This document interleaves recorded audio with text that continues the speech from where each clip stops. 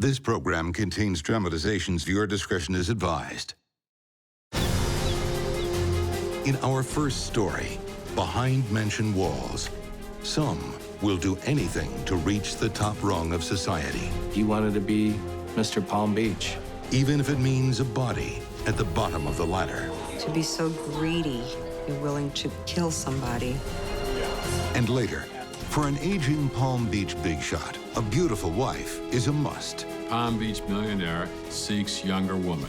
But who's using who? She wanted to be a member of Palm Beach society. You just don't break into that circle of folks unless you're one of them. I'm Christopher Mason. Behind mansion walls, old money and new money sometimes share the same zip code. 33480, Palm Beach, an address to die for.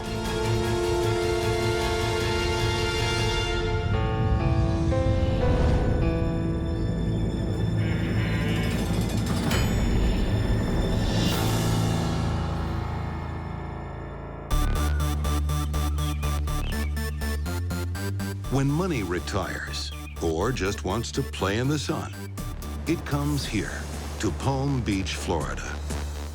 Where else can you rub shoulders with the Vanderbilts and the Trumps, all in one very white stretch of sand? Palm Beach is Disneyland for billionaires. I would say wealth would be starting at 100 million. If you want to play the game, if you have less than that, you better stay home. Jim Sullivan doesn't even have 1 million. But that doesn't stop him from dreaming of moving to America's most prestigious address.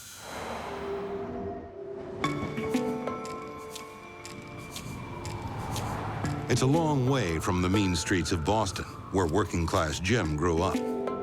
But he hits the jackpot in 1983. His wealthy uncle dies in Macon, Georgia, and Jim lands a $5 million windfall. This was newfound money, and he was a newcomer to it. It's more or less like he hit the lottery. It's chump change by Palm Beach standards, but enough for a makeover from working class to boating class. And with his glamorous wife Lita on his arm, Jim might just pass as a high roller. Lita doesn't need to climb the social ladder. She's from a prominent Atlanta family. Very, very fine people and very influential people in their community. And she's no gold digger either. She married Jim for love before he got his inheritance. Lita was madly in love with him. He was very charming. You know, when you first met him, he was quite a charmer.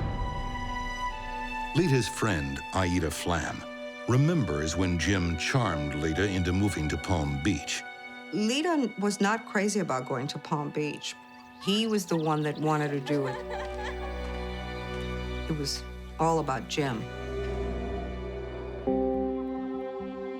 Jim thinks Lita will be his entree to the social circuit. But first, it's time to find the right address. He hits the streets right away for some mansion shopping.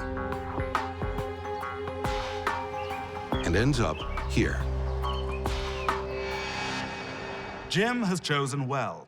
His grand Italianate mansion was designed and built in the 1920s by Swiss architect Maurice Fatio, the same architect behind the mansions of the Rockefellers. He just loved the idea of a home, an estate, and the house was on the register as a historic home.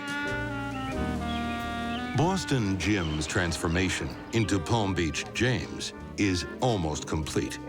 Look at that. Definitely look like the power couple. Help him create the person he wanted to be, the person he never was. Very handsome. Thank you. All the way back to the DuPonts and the Rockefellers and people that founded oil companies.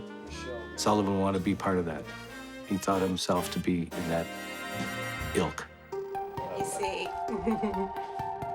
A quick costume change, and at last, everything is in place. We do. Thank you. James Sullivan, Palm Beach millionaire, is ready for his debut. Palm Beach, here we come. Sullivan wanted to bring himself onto the scene. Palm Beach had a lot of cachet.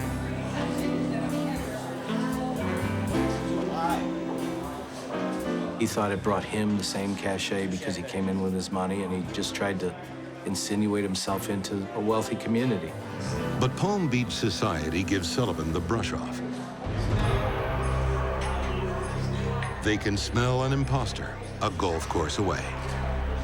It didn't take long for people to figure him out. You just don't break into that circle of folks unless you're one of them. But Sullivan doesn't blame the closed ranks of the wealthy. He believes the problem is the color of Lita's skin. He thought that Lita was pulling him back because she was African American. That caused problems, I guess, in their social climbing. Sullivan starts looking around for a new partner. Perhaps someone more befitting Palm Beach in his eyes. He was a cheat. He cheated on his wife, he cheated on girlfriends, he cheated whenever he could.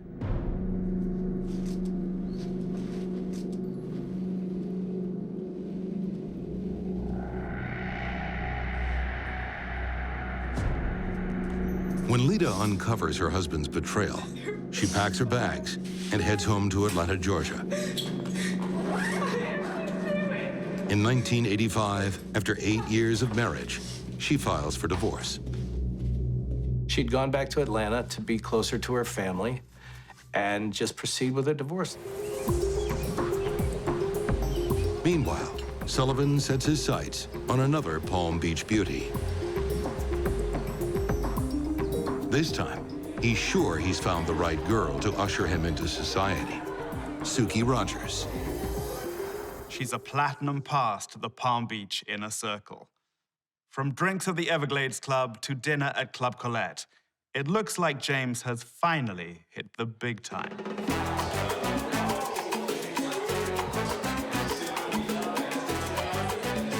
He's attempting to get more into society.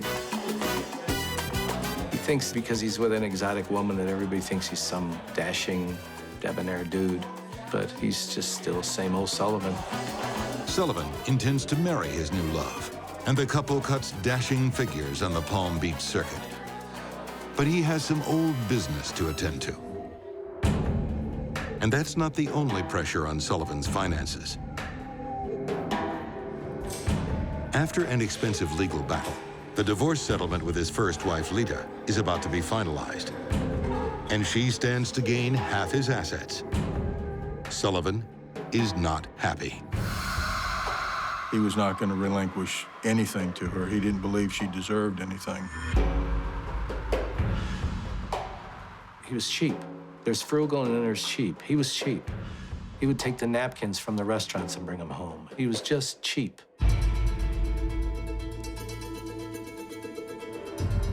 The settlement date is set for January 16th, 1987. But as Lita prepares for the hearing, there's a knock at her door that is about to change everything.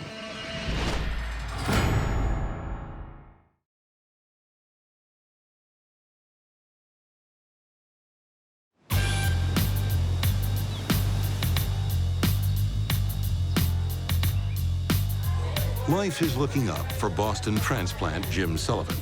He's finally found a ticket into Palm Beach high society with a new partner. And they're living it up together on the island of billionaires, Palm Beach. James Vincent Sullivan is not so much a self-made man as a made-up man. His roots are blue-collar Boston. But after a rocky start, he's convinced some people he's a Palm Beach blue blood. For his ex-wife, Lita, there also seems to be a light at the end of the tunnel. She's preparing for the final divorce hearing at her home in Atlanta when there's a knock at the door.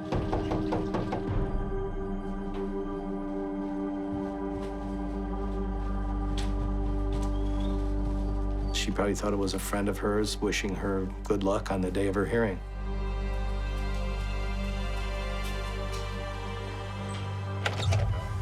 Hi, ma'am. How are you? Hi.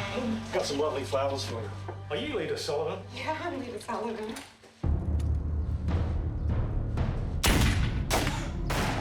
Lita Sullivan is shot at point-blank range with a 9mm pistol. She's left to die in the foyer.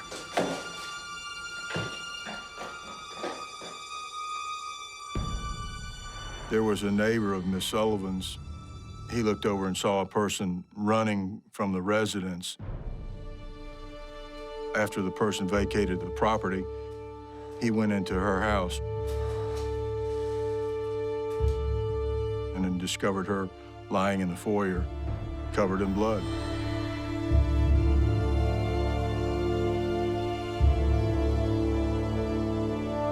A soon-to-be ex-wife murdered on the day of her divorce settlement. Police immediately turned to her husband. The first suspect that came to mind was James Sullivan because of the lengthy, bitterly contested divorce that he and Lita were going through. But the neighbor's description of the fleeing gunman doesn't sound anything like Sullivan.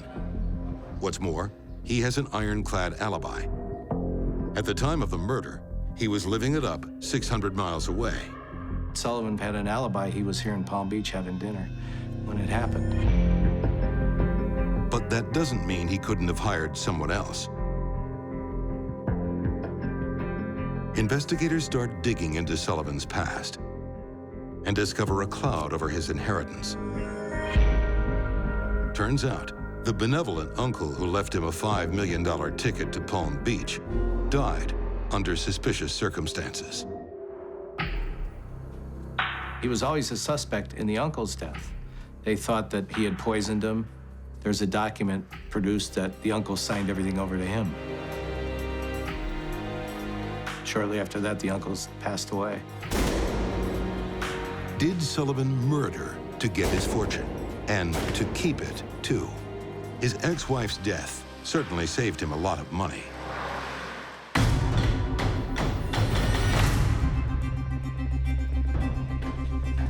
The police have enough evidence to warrant a phone tap, and it pays off quickly. Sullivan called a neighbor of Lita's, asking if he had seen anything unusual. Well, that's unusual in and of itself. Why would Sullivan want to know from a neighbor if he saw anything unusual? A look back through Sullivan's phone records yields a telltale trace. There was a collect phone call made from a payphone 40 minutes after the murder to Sullivan's house here in Palm Beach. And that payphone was about a 40-minute drive from the murder along the interstate. Could this have been the hitman calling to say that the job was done? Then investigators hit pay dirt. Sullivan makes a grave mistake, telling a friend his wife was shot with a 9mm handgun. He says she was shot with a 9mm. Yeah, that's right, a 9mm weapon. That information was what we consider holdout information and was not released to anybody other than the investigative team. Yeah, it's really messed up my life. Cops knew that only the shooter or the killer would know the caliber of the weapon. That was another nail he was putting in his freedom coffin.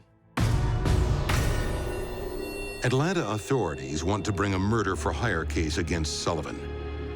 But they know the phone evidence alone won't be enough for a conviction. So they bide their time. Meanwhile, with Sullivan's ex-wife out of the picture, he can marry his new wife and keep his Palm Beach dreams alive. Just get out of the car. Follow me. Or can he? Jim Sullivan was involved in a minor traffic accident in West Palm Beach, Florida. And at that particular time, his license was revoked. So he told Suki Rogers to tell the police that she was driving the car. Did Sullivan ask his wife to lie for him? He convinces her to stand up in front of the judge and say that she was driving. So that was perjury. Suki is not charged, but Sullivan is, for perjury, and gets 1 year's house arrest. Where are you going? As far away from you as I can get. Maybe not. She's had enough. All you think about is status and money. But there's worse to come. you ready to give some of it up, buddy? Because I want a divorce. Sullivan confesses to Suki that he killed his ex-wife, according to her later court testimony.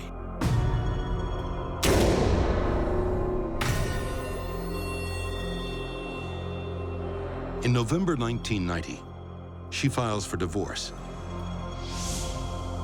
then goes straight to the police. This is the break investigators have been waiting for. With Suki's testimony, they can finally bring the murder conspiracy case against Sullivan. She testifies that he once threatened her that the same thing was going to happen to her that happened to Lita.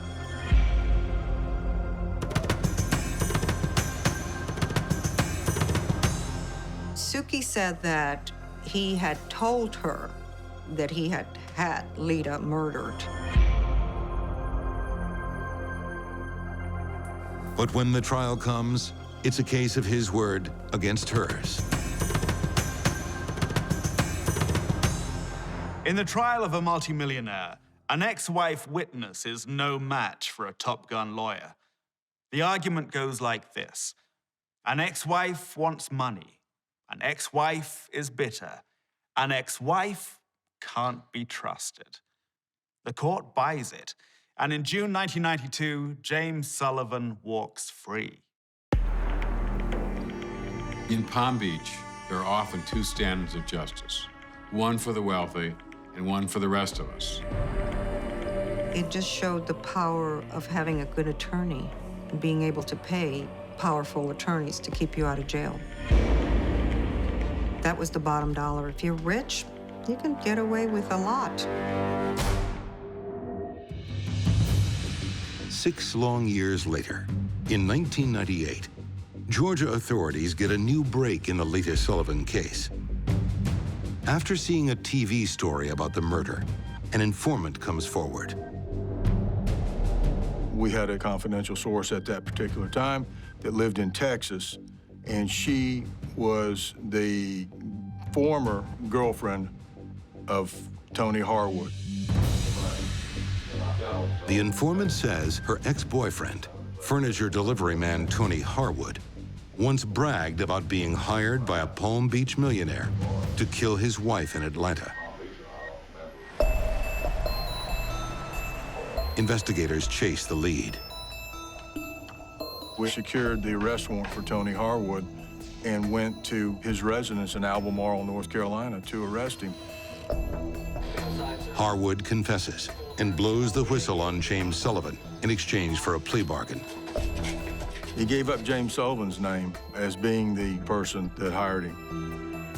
He said that he was moving his furniture from Macon, Georgia to West Palm Beach, and Sullivan approached him in the mansion about having his wife taken care of, and that he was willing to pay $25,000.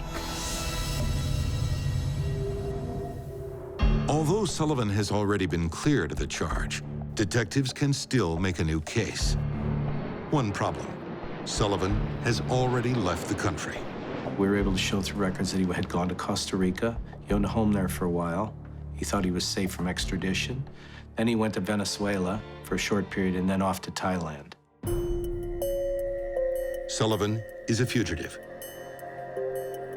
For the next 4 years, he hides in 7 different countries before the law finally catches up to him. It was not until 2 agents from a Thai police agency that were training at the FBI Academy saw his picture. When they went home, he was identified and living in this condo community in Thailand. He sat in a Thai prison for a couple of years before he was brought back here, and then tried for the murder here. In 2006, Sullivan goes on trial for murder, with Tony Harwood as the key witness. Sullivan sends his A-list lawyers into battle again. But even his high-priced legal talent can't shake off the facts this time. James Sullivan is convicted of first-degree murder and sentenced to life without parole.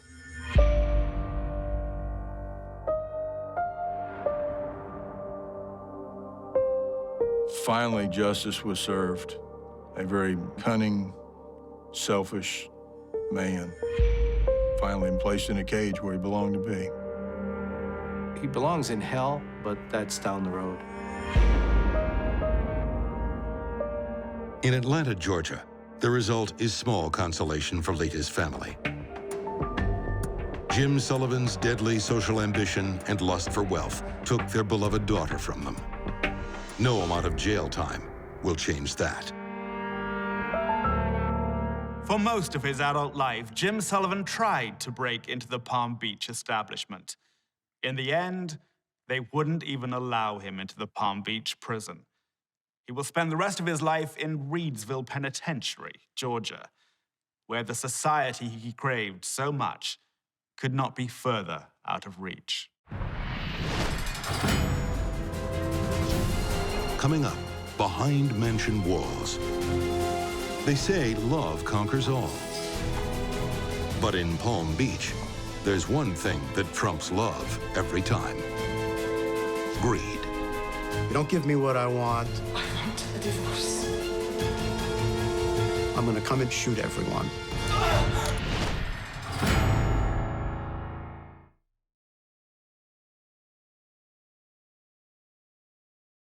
This program contains dramatizations. Viewer discretion is advised.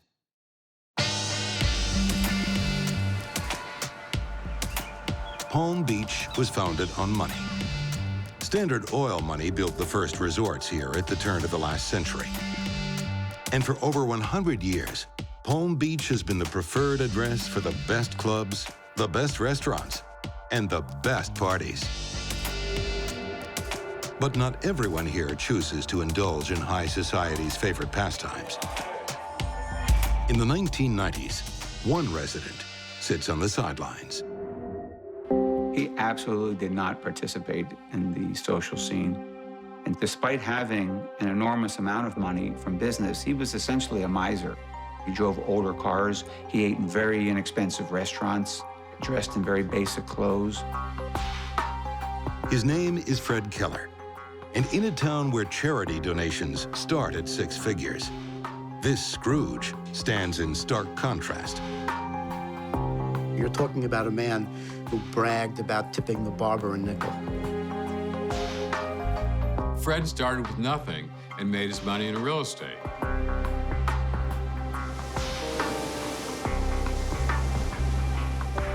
Fred got rich from the dull end of the real estate market.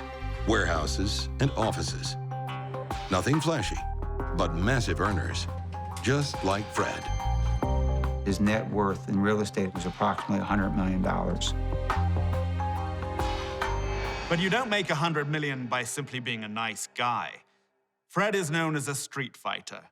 Some say he would battle his own grandmother in court for $1. It's just the way he does business. Fred was a very ruthless business person, was suing everybody, very litigious. What time? 3 o'clock? Buying cheap properties, manipulating people, driving people out. Ugly businessman. Fred Keller's millions have not bought him happiness. After a lifetime of hard bargains, he's growing old, is in the early stages of leukemia, and he's lonely. He's desperately seeking an attractive young wife to take care of him and to provide him with an heir before he dies. Fred met his women through putting ads in the newspaper or magazines saying rich Palm Beach millionaire, seeks younger woman. He's already been married to 4 different women. Now he's looking for number 5. He was a proud German. That's why he placed a personal ad for a nice German girl in a German magazine. His father was pro-Nazi. He taught his son that Germans were superior, and Fred believed every word of it. In the spring of 1992, a love letter arrives with a German postmark. 23-year-old Rose Kyle is everything he'd hoped for. And for this German Rose, Palm Beach Fred is her ticket out of poverty. Rose came from this little town in Germany. She was looking for a way to get out of that little town, out of that life, to find a rich older man and move on. On March 26, 1992, Rose arrives in Palm Beach with nothing but the clothes on her back. But she knows that life with Fred Keller will change all that. Rose came to the United States in response to the personal ad, expecting to stay 2 weeks. She never went home to Germany. Fred confides to her that he has leukemia and perhaps not long to live. She doesn't seem to mind. Both were interested in having a child, and they were married, I think, within 3 or 4 months. 3 years later, the Kellers have a little boy. Fred is so besotted with his new family, he even lets Rose in on his business affairs. Fred tried to bring Rose into the business. Rose was quite bright and was interested in becoming part of the business. Good, darling. At home and at the office, Rose is doing everything right. So Fred rewards her. He started giving her 10% of every new property he would buy in his business. She thought, wasn't that wonderful? The generosity extends to Rose's brother Wolfgang when Fred offers him a job in the firm. Wolfgang Kyle was the younger brother of Rose, and she had brought Wolfgang Kyle over from Germany to get an education. And while he was living here, Fred Keller took a liking to Wolfgang and started to teach him the real estate business. We need to turn... For a while, it's one big happy family. We have a courtyard on both sides. Fred is content with his beautiful wife, his son, and a hard-working brother-in-law he can trust. But Rose wants more. She insists on being an equal partner in Fred's business. Fred got tired of the requests and took her into the office one day and scrawled out a piece of paper saying, "Okay, Rose, you're a 50% owner of the business." Rose must be a special girl. The man who tips a nickel has just handed her $50 million. What magic has she worked to turn Scrooge into a softie? It's an old story. She had the right size breasts, and she said immediately, "I love you, Fred."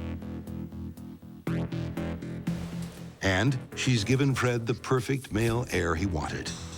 But Rose still isn't satisfied. Having millions isn't enough for her. She wants to flaunt it. Rose? What are you doing in that dress? I am going to... Rose wanted to go out to these balls and become part of the Palm Beach social life. Rose once lived a humble life in a small German village. Now she's on the Palm Beach cocktail circuit. This transformation isn't quite what Fred has in mind. Take that dress off right now and make me dinner. I don't want to hear any more about it. He longs for the small-town girl he married, a stay-at-home mom who'll cook and clean. Fred was a traditionalist, and he felt the mother of his child should be home, taking care of the child, and he became very controlling over her. Just what's going on here? Where's his homework? Where's his math? But the hard-headed business tycoon meets his match in Rose Kyle. enough today. He's a young man. She walks out on him, files for divorce, and demands half his fortune. I want a divorce. 7 years after Rose brightened his life, Fred is back where he started, a lonely old millionaire dying of leukemia. At least now he has an heir, and he still has his fortune. Rose thinks she'll walk away with $50 million, but she's forgetting another document she signed, the prenup. When I read the prenuptial between Fred and Rose, I thought I'd read it wrong. I read it twice. I read it 3 times, because Rose in a divorce would get absolutely nothing. Fred's legal team assures him that his money is safe, but Rose's attorneys have found a potential loophole.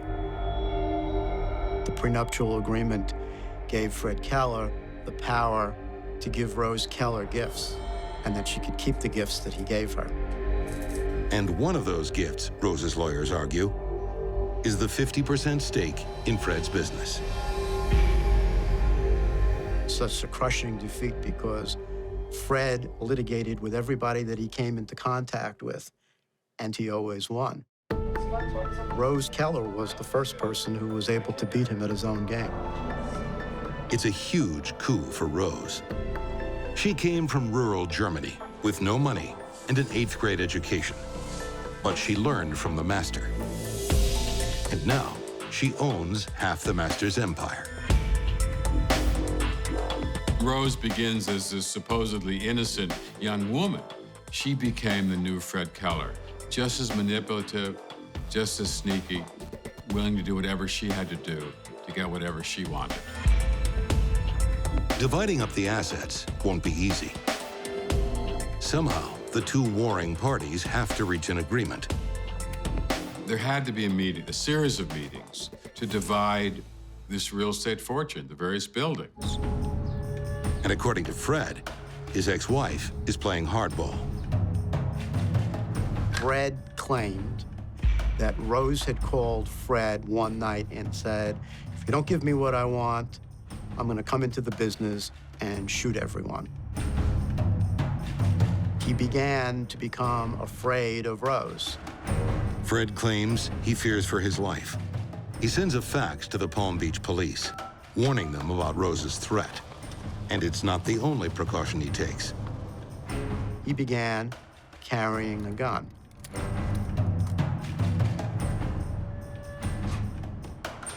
Tensions are high when Fred meets Rose and Wolfgang to discuss splitting the company. I have some copy for you. And before that day is over, one of them will be dead.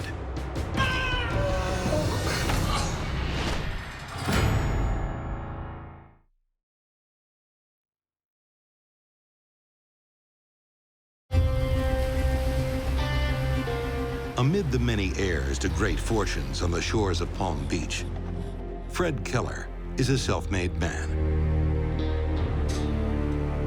Through sheer cunning and ruthlessness, he has built a $100 million empire. But eventually, he's outfoxed at his own game. And it's not just anybody. It's his soon-to-be ex-wife, Rose Keller. The penniless young girl Fred brought from Germany to the high life of Palm Beach is about to take half his fortune, $50 million. I want a divorce. That's a lot of money to lose when an individual sees their self-worth as their power, money, and control. Fred Keller has warned police that his ex-wife Rose has threatened him with violence, but there are assets to divide. And just a few days after the divorce decree is handed down, a meeting is called at Fred Keller's office. Oh, well, you're on time. That's unusual for you. Oh, okay. We have a copy for you to see. You have a copy. Rose's brother Wolfgang joins the estranged couple. Because I'm down. Here is your copy. What happens next is hotly contested by both parties. But there are a few things on which everyone agrees. There was a gun, a violent struggle, 3 shootings, and a death in Palm Beach.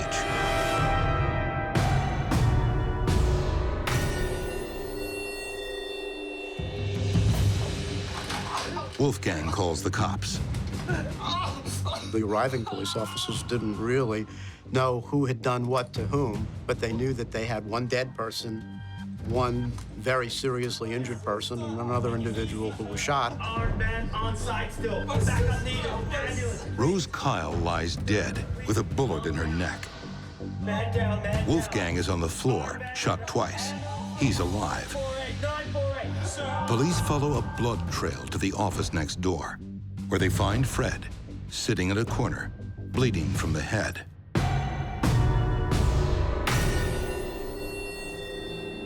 The 2 living victims victims, Fred and Wolfgang, were taken in separate ambulances to hospital. They were put in the ER room in beds, not 3 feet apart. And each man looked at the other man and said, "You've tried to kill me." So who's telling the truth? Investigators start with the gun. It belongs to Fred. And the way he tells it, he had to use it in self-defense after mistaking Wolfgang's cell phone for a weapon. He said when Wolfgang sat down, I saw him put down what I believed to be a gun. Fred said, I became frightened and believed that Wolfgang was there to kill me. Fred says he shot Wolfgang as a preemptive strike, but he struck back. And in the struggle, Rose caught friendly fire.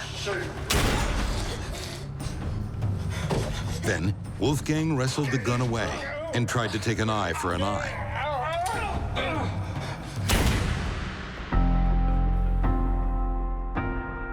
But investigators find Fred's story suspicious. After all, who mistakes a cell phone for a gun? He said Wolfgang picked up the cell phone and pointed it at him. Well, you pick up a cell phone, you don't point it like a gun. Forensics determine Wolfgang was sitting down when he was shot, hardly an aggressive position. Fred says he feared for his life and told the cops in a fax. But they raise the question, did Fred invent Rose's alleged threat? He just wanted a stupid paper trail to give justification for what he was planning to do. The police immediately arrested Fred, despite his assertion of innocence. Fred goes on trial for murder. Assistant State Attorney Andrew Slater is assigned to the prosecution. Armed with a strong case, he has no way of knowing the twist that's coming. I remember thinking initially, well, murder in an office, they've caught him, they've got a surviving victim, gonna be an easy case. Well, it turned out to be a little bit more complicated than that.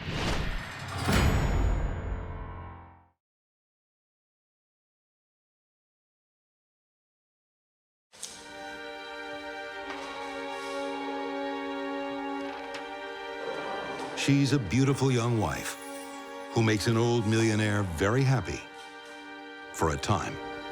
You're not hanging around with those Palm Beach phonies that you call your friends. After having their child and a successful business partnership, things go south. I want a divorce.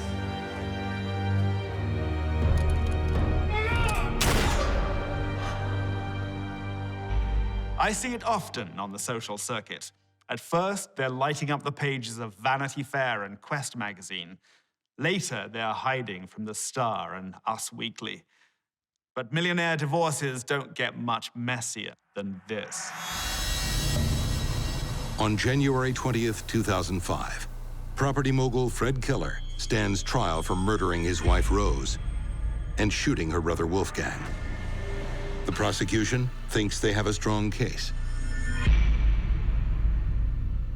When it comes to motive, Fred Keller had 50 million reasons to take Rose out of his life. Fred believed that if he could eliminate Rose, that he could eliminate the divorce decree, which gave half of everything that he owned to Rose. We have a copy for you to see. Wolfgang Kyle takes the stand and tells the court about the fateful meeting between him, his sister, and her ex-husband. The meeting had hardly begun when Fred pulled out his gun. In Wolfgang's version, Fred Keller was the true aggressor, and Rose's death was no accident.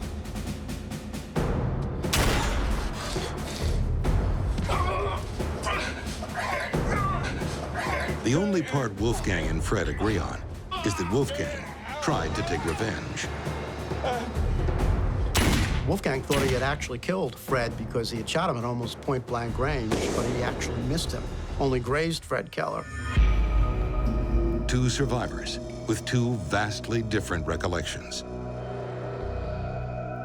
The jury has to decide who is telling the truth, the millionaire or his trophy wife's brother.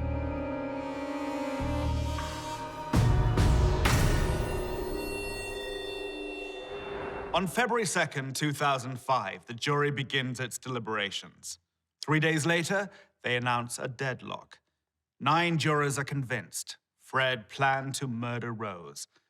But the remaining 3 keep asking themselves one question.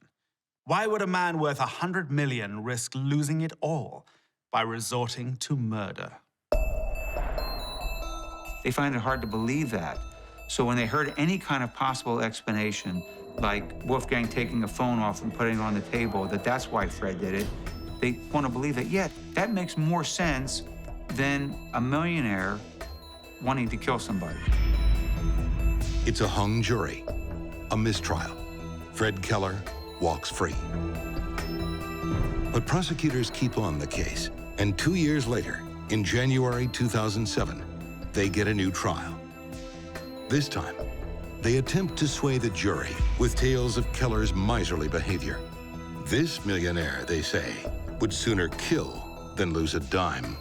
If anybody threatened his money, if the only thing he could do was kill them in order to preserve his money, he would do that. It works. This jury comes to a very different conclusion. The cell phone story is a lie. This time, it takes the jury just 5 hours to return a guilty verdict. Fred is sentenced to life without parole. But the question remains, why would a man with a terminal illness murder for money he could never spend? Fred Keller knew that he was dying of leukemia, and it was more a matter of, she's not gonna beat me, she's not gonna live the rest of her life enjoying my money.